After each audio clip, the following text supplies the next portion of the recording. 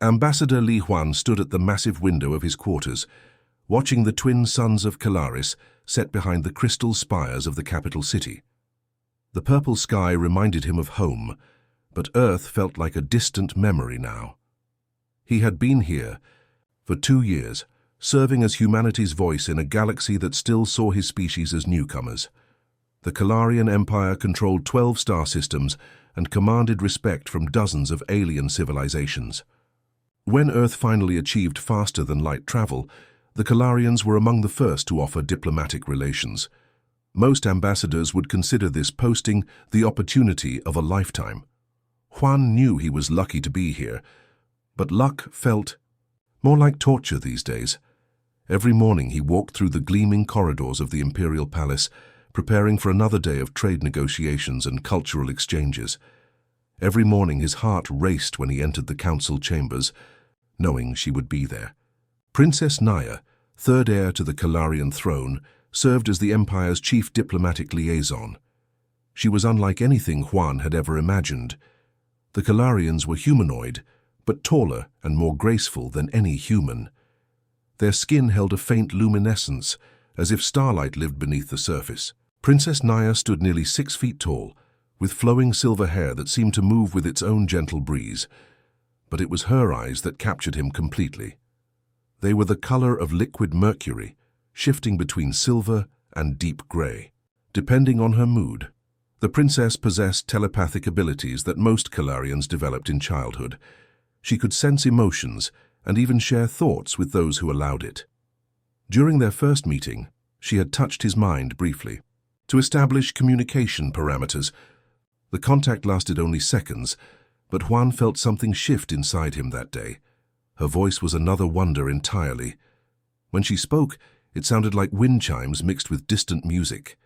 Even when discussing boring trade agreements about mineral exports, her words seemed to carry magic. Huan found himself extending meetings just to hear her talk about shipping routes and taxation policies. The worst part was how kind she was to him. Despite humanity's reputation as crude newcomers, Princess Naya treated Huan with genuine respect. She asked about Earth customs and seemed fascinated by human art and literature. When he mentioned missing Korean food, she surprised him the next week with a meal prepared by palace chefs who had studied Earth cuisine. "Your people value emotional expression in ways mine do not," she had told him once, those silver eyes studying his face intently. It is refreshing to work with someone so honest about their feelings. If only she knew how honest his feelings really were. Huan tried to maintain professional distance, but the princess made it impossible. She would smile when he entered a room, and his entire day would brighten. She would ask his opinion on matters that had nothing to do with trade, treating him like a trusted advisor, rather than just another diplomat. Sometimes he caught her watching him with an expression he couldn't quite read. Late at night, alone, in his quarters, Huan wondered if he was imagining things. Could someone as extraordinary as Princess Naya actually care about someone like him? The rational part of his mind said no. She was royalty of an advanced civilization, beautiful beyond human comprehension, and possessed abilities that seemed almost magical. He was just a former economics professor from Seoul who happened to speak several languages, but his heart whispered different possibilities, and those whispers were getting harder to ignore with each passing day. The crystal gardens of the Calarian Palace were alive with celebration. Huan had just witnessed the signing of the most important trade agreement in human history. Earth would now have access to Calarian energy technology, while the Empire would receive exclusive rights to human agricultural innovations. It was a victory that would change both civilizations forever. Princess Naya walked beside him through the garden paths, her silver hair catching the light from the floating crystal formations above. The air smelled like jasmine mixed with something sweet and alien. Other diplomats and palace officials were scattered throughout the gardens, but somehow Huan felt like he and the princess were completely alone. "Your negotiation skills impressed the council today," she said, her musical voice making even compliments sound like poetry. "The way you presented humanity's agricultural techniques was masterful. You showed them not just facts and figures, but the heart behind human innovation. Juan felt warmth spread through his chest. We learned farming from necessity. When your people master something, it comes from genuine need and passion. The princess stopped walking and turned to face him. Those mercury eyes seemed to glow in the crystal light. That passion is what I find most fascinating about humans. You feel everything so deeply, so openly. My people have forgotten how to express such raw emotion. This was it. The moment Juan had been both dreading and hoping for during 2 long years. His heart hammered against his ribs as he looked at her perfect face. The celebration sounds from other parts of the garden faded into background noise. "Princess Naya," he began, his voice barely steady. "There's something I need to tell you, something I've been carrying for a very long time." She tilted her head slightly, those silver eyes focused entirely on him. "What is it, Juan?" He took a deep breath, feeling like he was about to jump off a cliff. "I know this might sound crazy. I know I'm just a human diplomat and you're royalty of one of the most powerful civilizations in the galaxy. But I can't keep pretending anymore." The princess remained perfectly still, waiting. "I'm in love with you," Juan said, the words tumbling out faster than he intended. "I have been since almost the first day we met. I know it's impossible, and I know it's probably inappropriate, but I had to tell you. I couldn't go another day carrying this secret." For a moment, the garden was completely silent. Even the distant celebration sounds seemed to pause. Princess Naya stared at him with those beautiful eyes, her luminescent skin seeming to brighten slightly. Then she started laughing. It wasn't a cruel laugh, but it was bright and musical, like silver bells ringing in the wind.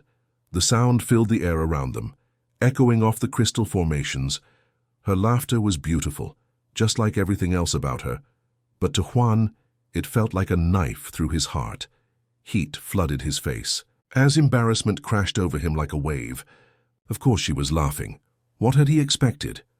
That a princess of the Calarian Empire would actually have feelings for some random human. He felt like the biggest fool in the galaxy. "I'm sorry," he stammered, backing away from her. "I shouldn't have said anything. I've ruined everything, haven't I?" The princess was still laughing, though she seemed to be trying to speak. Her mouth moved, but Juan couldn't hear anything over the sound of his own humiliation and the blood rushing in his ears.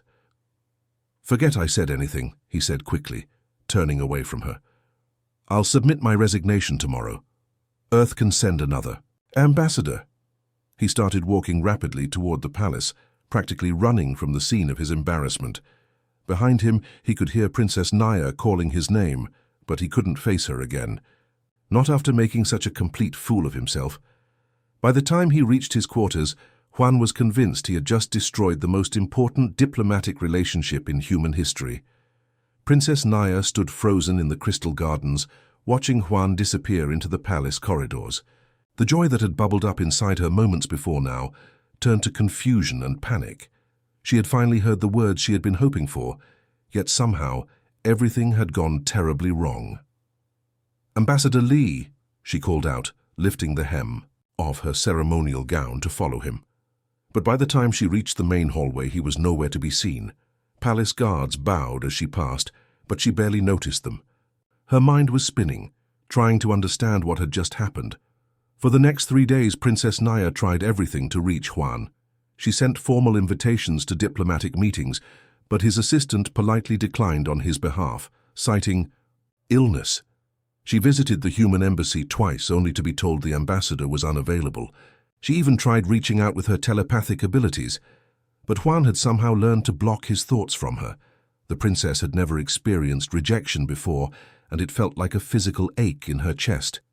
She replayed the moment, in the gardens over and over, trying to figure out where she had gone wrong. His confession had filled her with such pure happiness that laughter had burst from her before she could control it. In that moment, she had wanted to tell him that she felt the same way, that his presence had become the brightest part of her carefully structured days. But instead of staying to hear her response, he had run away like she had wounded him somehow. Kim Yura had served as the princess's personal aide for 5 years. She was a quiet woman, with sharp eyes, who had studied dozens of alien cultures as part of her diplomatic training. When she found Princess Naya sitting alone in her private chambers, on the fourth day, staring out at the gardens with red-rimmed eyes, Yura knew something serious had happened. "Your Highness," Yura said gently, "forgive my boldness, but you haven't been yourself lately. Does this have something to do with the human ambassador?" Princess Naya looked up, and for the first time in days, she spoke about what had happened. She told Yura about Juan's confession, about the overwhelming joy she had felt, and about the laughter that had come from the deepest part of her heart. "I don't understand," the princess said, her voice barely above a whisper. "Why did he run? From me? I was so happy, Yura. I laughed because I felt like my heart might burst from joy, but he looked at me like I had hurt him." Yura's expression grew serious as understanding dawned on her face. "Your Highness, may I ask you something about human culture?" "Of course. What does laughter mean to humans?" Princess Naya frowned. "I'm not sure. The same thing it means to us, I suppose. Joy, happiness, celebration." Yura shook her head slowly. "No, Your Highness. I've studied human customs extensively. For them, laughter in response to something serious often means mockery or dismissal. When a human shares something deeply personal and someone laughs, they interpret it as being made fun of." The princess felt like the floor had dropped out from under her. "But that's not what I meant at all. I know that, and you know that. But Ambassador Lee doesn't know that. In Kalarian culture, we laugh when we receive unexpected gifts or when something fills us with overwhelming joy. But humans see laughter as inappropriate when someone is being vulnerable." Princess Naya stood up abruptly, pacing across her chambers. "He thinks I was mocking his feelings. He thinks I found his love amusing. Most likely, yes." The princess stopped pacing and stared at Yura with horror. "I need to explain this to him. I need to tell him what my laughter really meant. He's been avoiding all contact, Your Highness. The human embassy staff say he's requested an emergency transfer back to Earth." Princess Naya felt her heart break a little more. The man she had come to love was preparing to leave, thinking she had rejected him in the cruelest possible way. Meanwhile, she had spent 4 days wondering why he couldn't see how much she cared about him.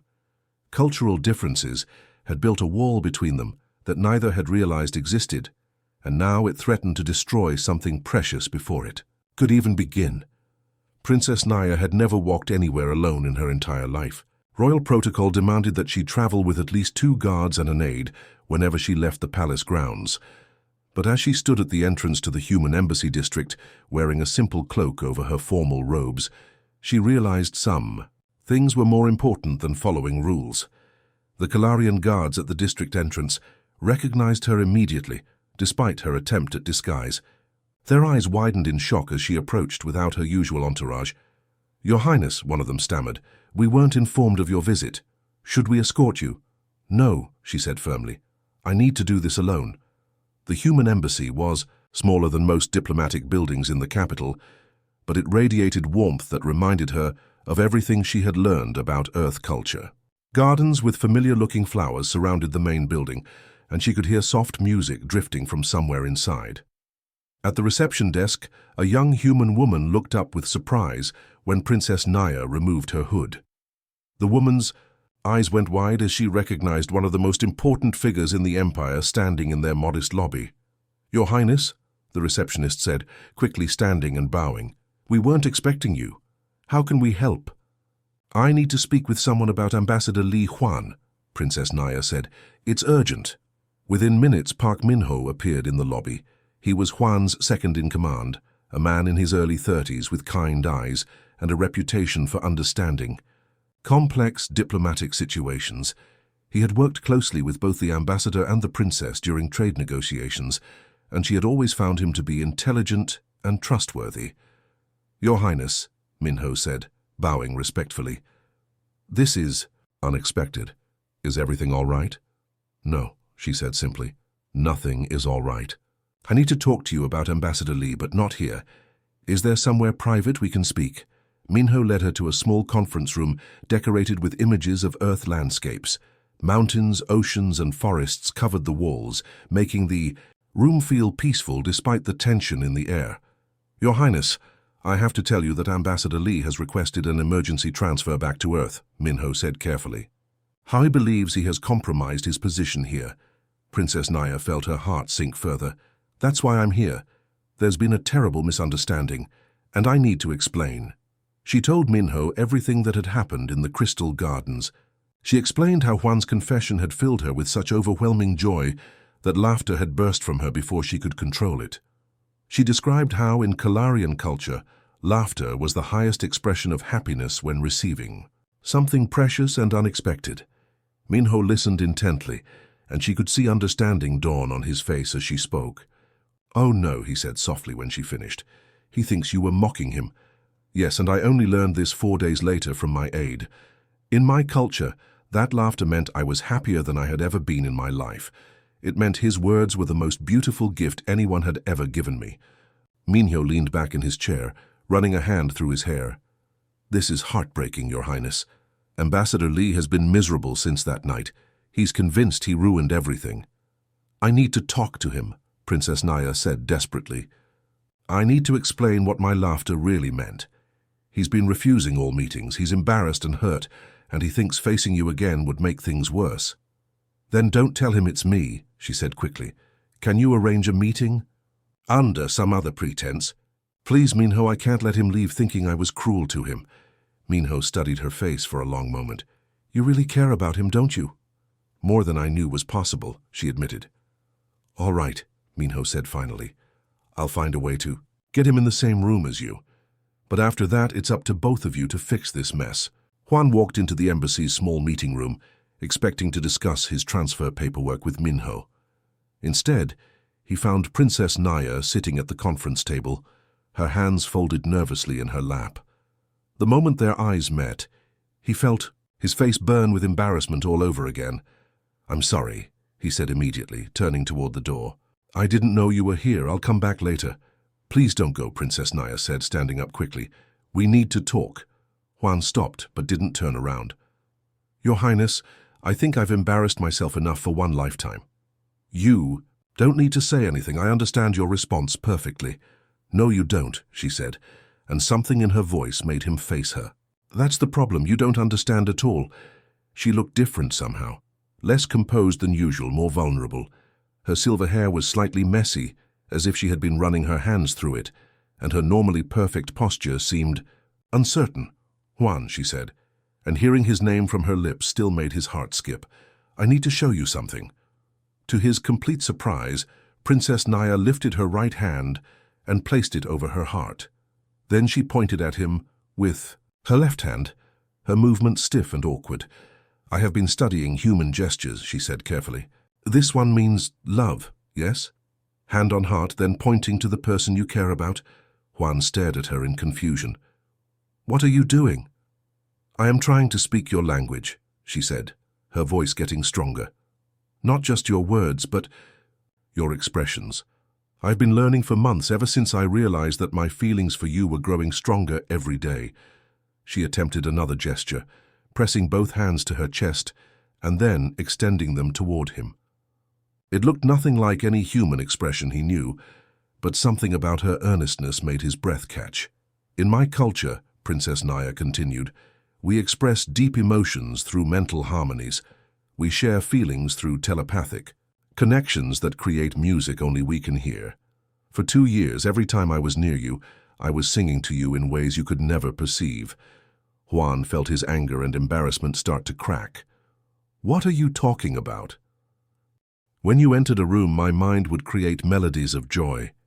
When you smiled at me, the harmonies became so beautiful I thought other Kalarians could surely hear them. When you spoke passionately about your home world, about the things you cared about, my entire consciousness would fill with music." She took a step closer to him, her mercury eyes intense and focused. "Your emotional honesty amazed me, Juan. In my world, everything is subtle, layered, hidden beneath telepathic courtesy. But you feel everything so openly, so genuinely. You argue with passion. You celebrate with your whole heart. You care about things so deeply that it shows in every expression on your face." "Then why did you laugh at me?" The question came out more hurt than angry. Princess Naya's face crumpled slightly. Because in my culture, laughter is how we express overwhelming joy when someone gives us something precious beyond measure. When you told me you loved me, I felt such happiness that laughter burst from me before I could control it. It was the sound of my heart singing louder than it ever had before. Juan felt the world shift around him. You weren't mocking me. I was celebrating you, she said softly. I was celebrating the most beautiful words anyone had ever spoken to me. But I didn't know that humans interpret laughter differently. I didn't know you would think I was making fun of your feelings. She attempted another awkward gesture, reaching out toward him with both hands, palms up. I have been trying to learn your ways of expression because I wanted to tell you that I feel the same way. But every time I practiced these gestures, they felt so clumsy compared to the mental harmonies I wanted to share with you. Juan looked at her outstretched hands, at her earnest face, at the vulnerability she was showing him, and felt something inside him break open with hope. Juan stared at Princess Naya's outstretched hands, his mind reeling from everything she had just told him. 2 years of misunderstood signals, months of her trying to learn human expressions, and a moment in the gardens that meant the complete opposite of what he had thought. You really weren't laughing at me? He asked, his voice barely above a whisper. Never, she said, her eyes glistening with unshed tears. I was laughing with pure joy, the kind of happiness I didn't even know existed. Slowly, carefully, Juan reached out and took her hands in his. Her skin was warm despite its luminescent quality, and he could feel a slight tremor running through her fingers. I've been an idiot, he said. I should have stayed. I should have. Let you explain. We both made mistakes, Princess Naya said softly. I should have learned about human customs before that moment. I should have realized that what feels natural to me might be confusing to you. They stood there for a moment, hands connected, both afraid to move too quickly and shatter whatever was building between them. Juan could see something shifting in her silver eyes, a decision being made. May I try something? She asked hesitantly. Something that might help you understand how I really feel. Juan nodded, not trusting his voice. Princess Naya lifted her, hands slowly, her fingers trembling as she reached toward his face. In my culture, we rarely touch unless we're sharing deep emotional connections. Physical contact opens pathways for telepathic sharing. Her fingertips brushed against his cheek, feather-light and warm. The moment her skin touched his, Juan felt something extraordinary happen. It started as a gentle warmth spreading from where she touched him, but then it became something much more. Suddenly he could feel what she was feeling. Not just guess at it or interpret her expressions, but actually experience her emotions as if they were his own. The love hit him first. It was overwhelming, deeper and more intense than anything he had ever experienced. It filled every corner of his awareness, warm and bright and absolutely genuine. Along with it came months of longing, of watching him during diplomatic meetings, and wishing she could express what was in her heart. He felt her nervousness from their first meeting, when his mind had briefly touched hers, and she had sensed something different about him. He experienced her confusion as she learned to care for someone whose thoughts she couldn't easily read. He felt her growing fascination with his emotional honesty, the way he wore his feelings openly instead of hiding them behind telepathic courtesy. And then he felt that moment in the crystal gardens from her perspective. The pure joy that had exploded inside her when he confessed his love. The laughter that had bubbled up like champagne, bright and effervescent and completely involuntary. The happiness so intense it had made her feel like she might float away. Oh, Juan breathed, understanding flooding through him. Do you feel it now? She whispered, her other hand coming up to frame his face. Do you understand what you mean to me?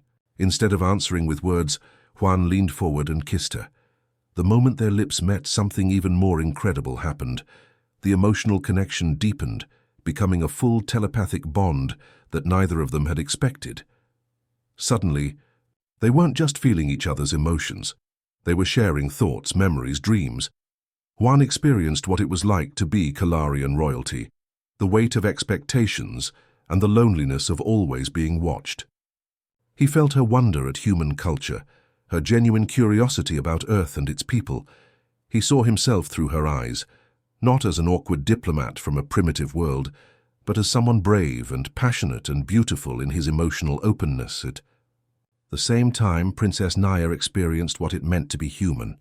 She felt his homesickness, his pride in representing his species, his deep respect for her intelligence and strength. She experienced his love not as the subtle mental harmony of her people, but as the fierce, protective, overwhelming force that human hearts could create. The kiss lasted only seconds, but the connection lingered as they slowly pulled apart, both breathing hard and staring at each other in wonder. "I had no idea," Juan said softly.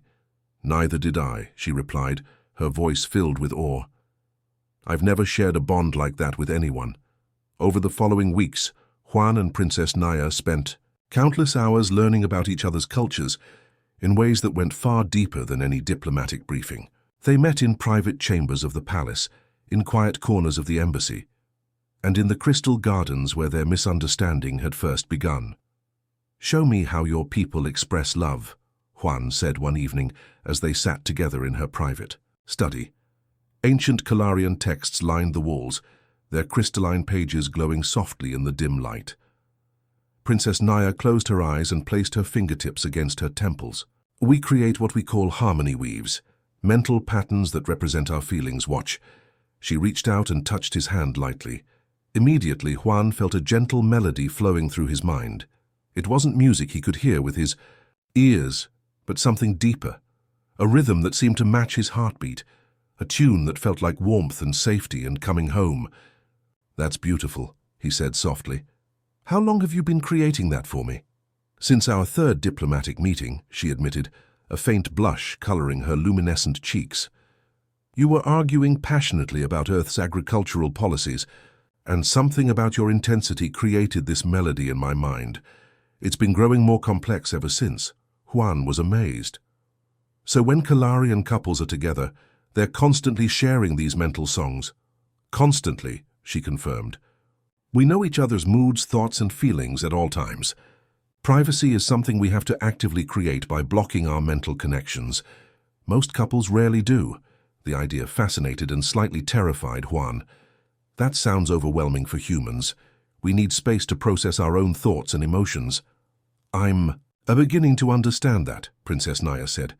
"Your people express love through actions and words instead of mental sharing. Show me how humans court each other." Juan felt suddenly shy. "Well, we start with small gestures like this." He picked a crystalline flower from a nearby arrangement and offered it to her.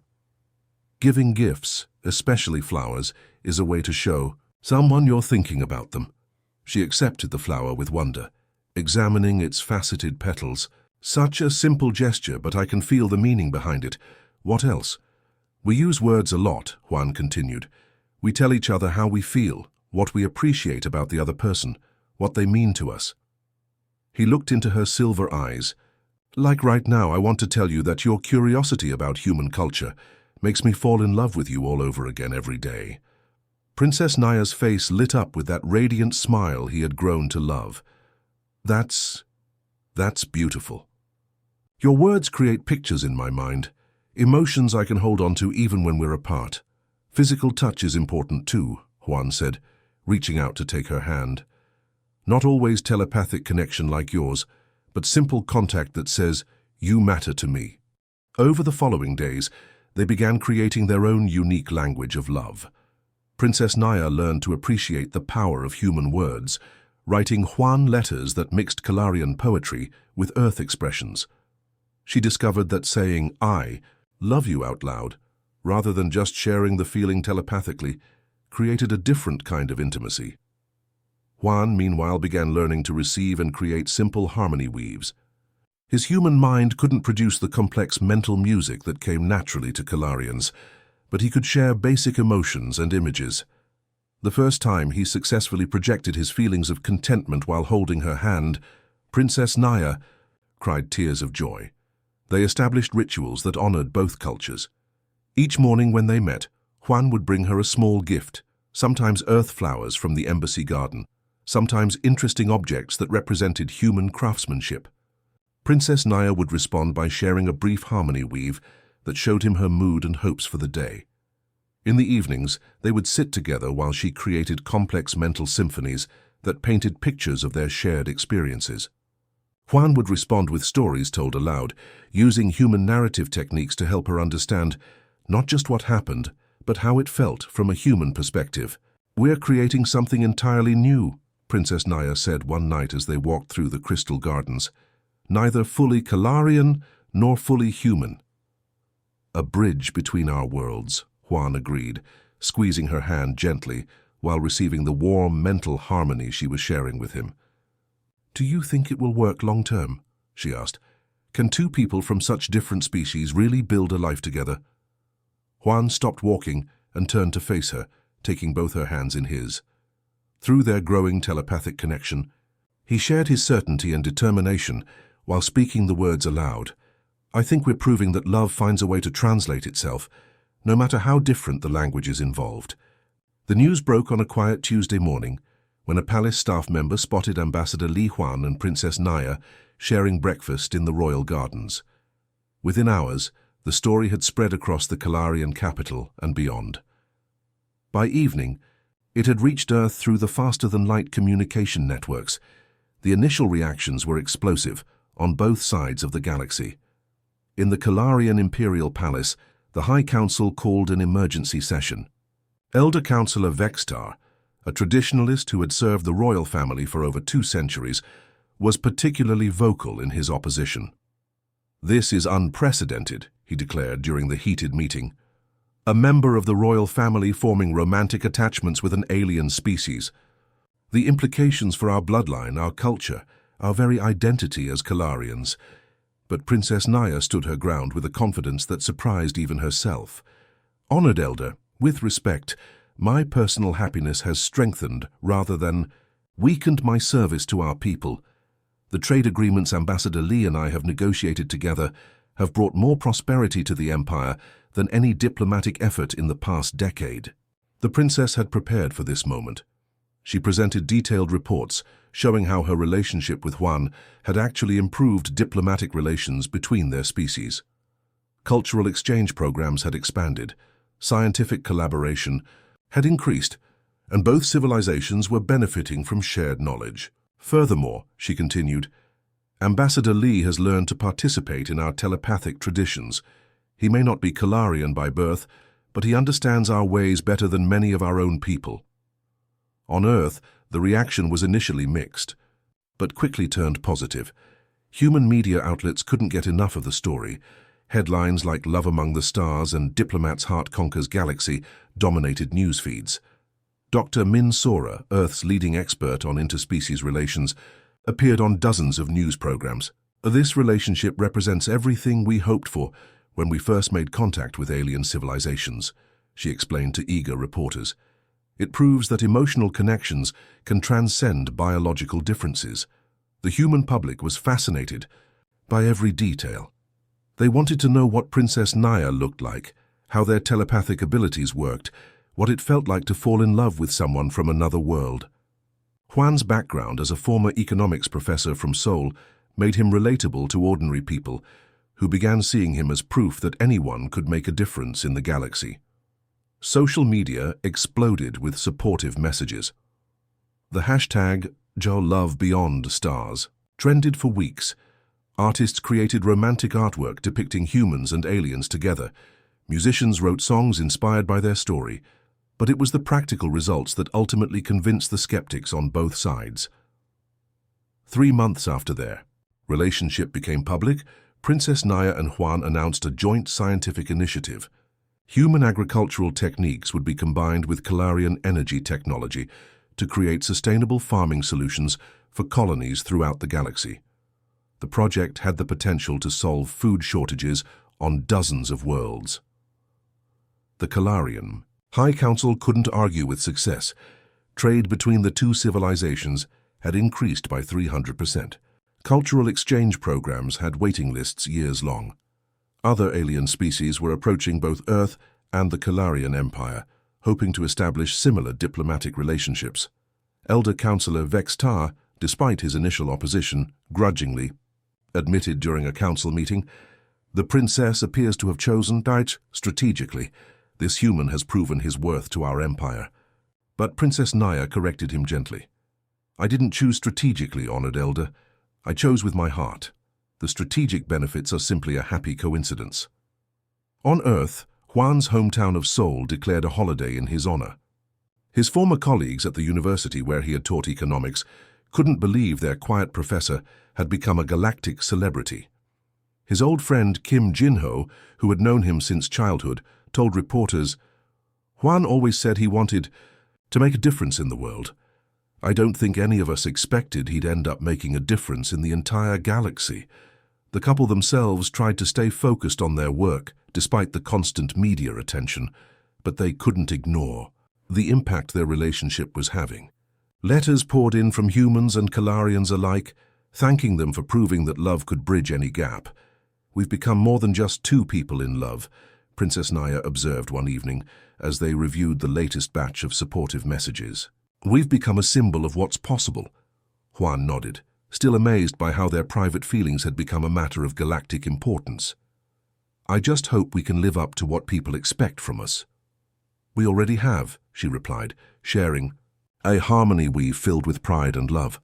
"We've shown the galaxy that understanding and acceptance can overcome any difference." The unity ceremony took place in the crystal gardens where their love story had begun, but the space had been transformed into something magnificent that honored both worlds. Towering arrangements of earth flowers intertwined with glowing Kalarian crystals, creating an atmosphere that felt both familiar and magical. Representatives from 12 different worlds had traveled to witness this historic moment. The guest list read like a who's who of galactic civilization. Zephyrian nobles with their feathered crests sat beside robotic delegates from the synthetic collective. Aquatic ambassadors from Nerion floated in specialized atmospheric suits, while crystalline beings from Quartz Prime hummed in harmonic frequencies. But for all the grandeur, Juan felt surprisingly calm as he stood at the altar, waiting for Princess Naya.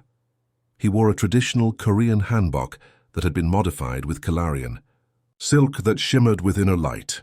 The outfit had been his mother's idea when she arrived from Earth the week before, tears streaming down her face as she embraced the alien princess who had stolen her son's heart. "I never imagined I'd have a daughter-in-law from another planet," his mother had whispered to him that morning. "But I can see how much she loves you, that's all that matters." The ceremony began with Kalarian traditions. Princess Naya appeared at the garden's entrance, her silver hair woven with tiny crystals that caught the light of both suns. Her gown flowed like liquid starlight, and as she walked toward him, Juan felt that familiar harmony weave flowing through their mental connection. The same melody she had been creating for him since their third meeting, now expanded into a full symphony of love and joy. Elder Priestess Luanin, the most respected spiritual leader in the Kalarian Empire, began the mind-bonding ritual. "Today we witness not just the joining of two hearts, but the bridging of two worlds," she announced, her voice carrying across the gathered crowd. The mind-bonding required both participants to lower all mental barriers and share their deepest thoughts and feelings. For Kalarians, this was the most sacred act possible, a complete joining of consciousness that created a permanent telepathic link between partners. As Princess Naya placed her hands on either side of Juan's face, he felt their minds merge more completely than ever before. Every memory, every dream, every fear and hope flowed between them. He experienced her childhood in the palace, the loneliness of royal duty, and the gradual awakening of her love for humanity through him. She felt his journey from a quiet professor in Seoul to a galactic diplomat, his initial terror at representing his entire species, and the moment his heart had recognized her as his perfect match. The Kalarian guests gasped audibly as they sensed the strength of the bond forming between the couple. Even for their telepathic species, the connection was unusually powerful and beautiful. Then came the human vows. Juan had written his own words, wanting to express feelings that went beyond telepathic harmony. "Naya," he said aloud, his voice carrying clearly across the silent garden, "you taught me that love isn't just an emotion, it's a bridge between worlds. You showed me that understanding doesn't require speaking the same language, just opening our hearts to each other's differences." Princess Naya had practiced her vows in Korean, wanting to honor his heritage. "Hwana," she said, using the affectionate form of his name that his mother had taught her, "you brought color to my world of crystal and starlight. You taught me that vulnerability is not weakness, but the greatest strength of all." They exchanged rings, made from metals, from both their home worlds fused together by Kalarian artisans. As they slipped the bands onto each other's fingers, the telepathic bond sealed permanently, creating a connection that would last their entire lives. The crowd erupted in celebration as they kissed, the sound echoing across multiple species.